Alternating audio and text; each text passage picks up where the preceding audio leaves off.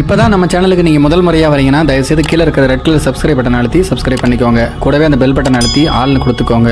அப்போ தான் நம்ம போடுற வீடியோ உங்களுக்கு தினமும் கிடைக்கும். சரி வாங்க இப்போ நம்ம வீடியோக்குள்ளே போகலாம். 2018 அக்டோபர் 7 வேலூர் மாவட்டம் ராணிப்பேட்டை பெல் நரசிங்கபுரம் அருகே உள்ள சர்ச் தெரு பகுதியை சேர்ந்தவர் அருண்குமார். இவருடைய இன்னொரு பெயர் வில்சன். இவருக்கு வயது 28. தனியார் தொழிற்சாலையில் வெல்டராக வேலை செய்து வந்தார். இவருடைய மனைவிதான் 23 வயதான ரம்யா. இவர்களுக்கு திருமணமாகி 6 ஆண்டுகள் ஆகிறது. குழந்தை இல்லை. இதனால் 2 வயதான தமிழ்செல்வி என்கின்ற பெண் குழந்தையை தத்தெடுத்து இவர்கள் வளர்த்து வந்தனர். இந்த நிலைமையில்தான் 2018 அக்டோபர் 2ஆம் தேதி இரவு வீட்டை விட்டு சென்ற அருண்குமார் 3ஆம் தேதி சிப்காட் மணியம்பட்டு அருகே உள்ள ASA நகர் பகுதியில் இருக்கக்கூடிய தனியார் கிணற்றில் பிணமாக கிடந்தார். அவரை யாரோ அடித்து கொலை செய்தது தெரிய வந்தது. இது குறித்து போலீசார் வழக்கு பதிவு செய்து விசாரணை நடத்தியதில் அருண்குமாருடைய கொலைக்கு அவருடைய மனைவி ரம்யாவும் அவருடைய கள்ளக்காதலனுமே காரணம் என்பது தெரிய வந்தது. இதனை அடுத்து ராணிப்பேட்டை போலீஸ் இன்ஸ்பெக்டர் சரவணன் தலைமையிலான சிப்காட் போலீசார் ரம்யாவையும் அவருடைய கள்ளக்காதலன் சிப்காட் சூர்யா நகரை பகுதியைச் சேர்ந்த 27 வயதான தாமஸ் ஆல்வா எடிசன் என்பவரையும் பிடித்து விசாரணை நடத்தினர்.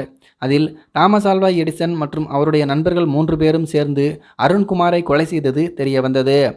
அதனைத் தொடர்ந்து போலீசாரிடம் தாமஸ் ஆல்வா எடிசன் கொடுத்திருக்கக்கூடிய வாக்குமூலத்தில் சொன்னது என்னவென்றால், நானும் அருண்குமாருடைய மனைவி ரம்யாவும் உறவினர்கள். எனக்கு ரம்யா முறைப்பெண் ஆவார். நான் ரம்யாவை காதலித்தேன். ஆனால் ரம்யா அருண்குமாரை காதலித்து திருமணம் செய்து கொண்டார். எனக்கு திருமணமாகி ஒரு குழந்தையும் இருக்கிறது. இருந்த போதிலும் ரம்யாவுக்கும் எனக்கும் கள்ளத்தொடர்பு இருந்து வந்தது. எனக்கு ரம்யா முறைப்பெண் என்பதால் அடிக்கடி அவருடைய வீட்டுக்கு சென்று வருவேன். நானும் ரம்யாவும் செல்போனிலும் பேசி வந்தோம். இது அருண்குமாருக்கு தெரிய வந்தது. இதனை அடுத்து அருண்குமார் என்னை கண்டித்தார். இதனால் ஆத்திரமடைந்த நான் அருண்குமாரை கொலை செய்ய திட்டமிட்டேன். எனக்கு துணையாக என்னுடைய நண்பர்கள் சிப்காட் தென்றல் நகர் பகுதியை சேர்ந்த 26 வயதான சங்கீத்குமார், வஉசி நகர் பகுதியை சேர்ந்த 24 வயதான சரத்குமார், மாந்தாங்கல் பகுதியை சேர்ந்த 22 வயதான ரஜினி ஆகியோரை சேர்த்து கொண்டேன். கடந்த 2ஆம் தேதி இரவு அருண்குமார் உணவு வாங்குவதற்காக புளியந்தாங்கல் அருகே இருக்கக்கூடிய ஒரு ஓட்டலுக்கு வந்திருந்தார். இதை எதிர்பார்த்து காத்திருந்த நாங்கள் 4 பேரும் சேர்ந்து அருண்குமாரை அடித்து உதைத்தோம். பின்னர் அவரை மணியம்பட்டு அருகே ASA நகர் பகுதியில் இருக்கக்கூடிய தனியார் கிணற்றில் தூக்கி வீசினோம். அப்போது அவருக்கு உயிர் இருந்தது. நாங்கள் தூக்கி வீசியதில் ஒருவேளை அவர் இறந்திருக்கலாம் என்று வாக்குமூலத்தில் சொல்லியிருக்கிறார்கள். இதனையடுத்து சிப்காட் போலீசார் அருண்குமார் உட்பட 5 பேரையும் கைது செய்தனர்.